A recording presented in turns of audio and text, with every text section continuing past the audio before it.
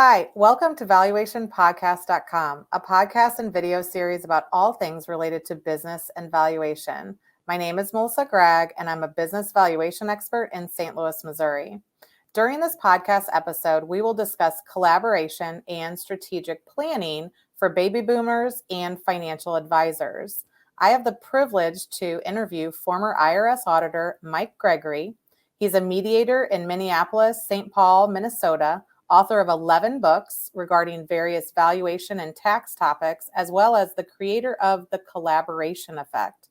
He is a frequent speaker at estate planning council events and provides mediation services to a variety of business and nonprofit organizations. This trust factor in strategic planning and what happens when it breaks down is probably partially because we're not always listening.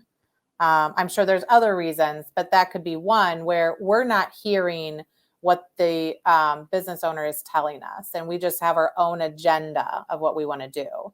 But what else is happening? When you bring on board the financial planner, your tax attorney, your other attorney, your CPA, your certified Exit planner?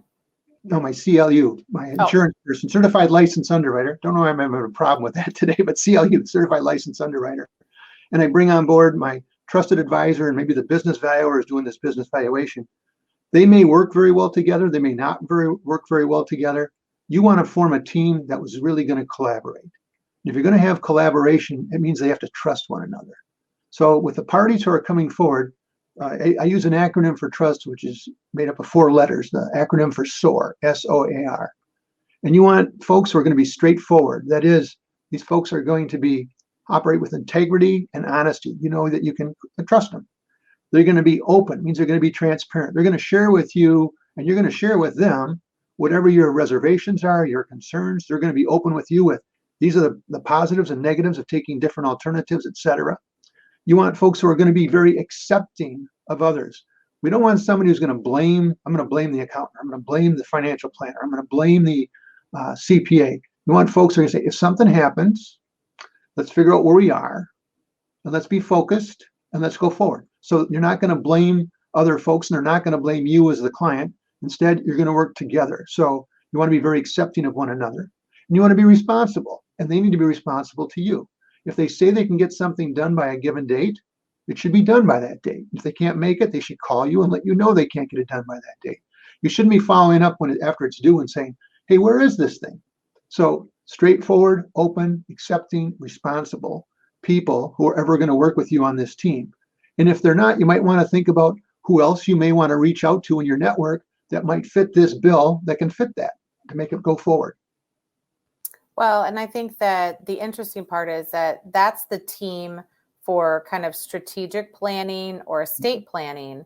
And then what happens in some situations is, you've been working with this business. We've done valuations every year. We've grown the business.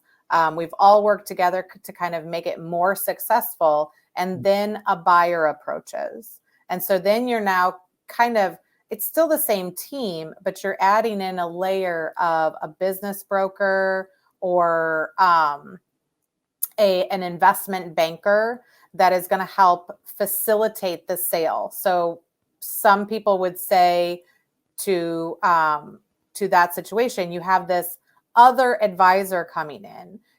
What happens when that other advisor comes in and kind of starts to rock the boat of the group dynamic that already existed? Do you see things happening or anything falling out from that? That's a very good question, and that's a real key for if you're going to now be selling your business, or if someone comes to you and says, we think we want to buy your business. Now you're working with another party, and that's a whole nother set of questions are going to pop up. So when you think about selling your business, as a business owner, they oftentimes think of their business as like it's the last child. So if I have 2 kids, this is my 3rd child. And I have these employees that I'm loyal to. So you begin to think about, not only the price at which you're going to be paid, or how quickly you're going to get out of the business and walk away and have your money. You also want to be thinking about your employees and what's going to happen to them and how are they going to be impacted.